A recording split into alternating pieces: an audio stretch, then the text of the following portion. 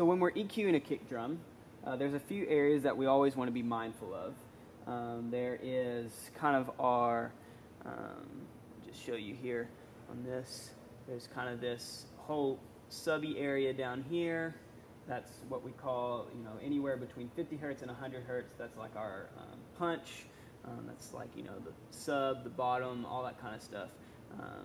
And then as we move further up the spectrum, we've got around 100, between 100 and 250. That's where like kind of our fullness of our actual sound comes in. You do have to be mindful around like the 250 to 400 area. That's going to be kind of where some hollowness and really a lot of like low mid information that can kind of cloud up your kick drum is going to be at.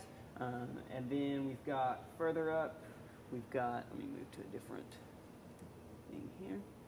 Up here around like between the 2K and the 5K area, that's where all our attack kind of lives. All right, so I'm going to go ahead. We've got a kick drum that we've got recorded here, and we want, I'm just going to show you how I would EQ this. Naturally, I'm inside our Conway campus, and my room might sound a little different, so it's not like you can just paste this EQ on yours, but it'll at least give you some idea on where we're going with this. So here we go. We've got this. All right. So immediately I kind of notice already there's a lot of just, there's a lot of like muddiness and fullness that's just a little too much in there. And that's going to be, so I'm going to go to my low mid spectrum here. I'm going to kind of boost till I find that area. I feel like it's right around in this area, 175 or so. And I'm going to cut there. And you'll notice kind of cleans up the sound a little bit. If you go too drastic, you kind of lose a little too much information. All right. And then I feel like on top of that, there's going to be kind of some in this hollowness area around, let's see what we can find here. I can hear that knocky sound. We're going to go to about 500. I'm going to cut there a little bit. All right. And then lastly, in the room here, it feels like it's pretty like subby. Sometimes you might need to boost the subs.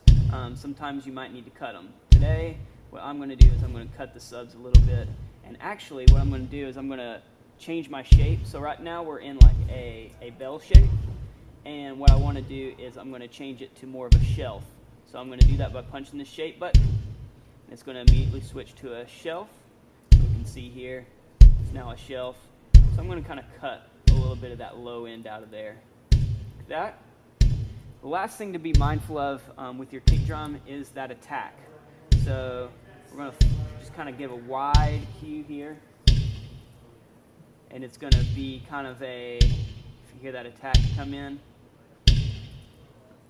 we're going to cut that a little bit just as we move through the set. For a fast song, we probably want to give a little bit more attack.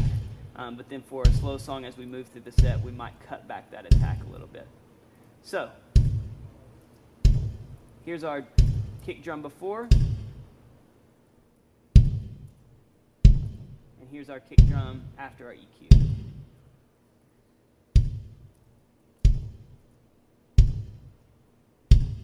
All right.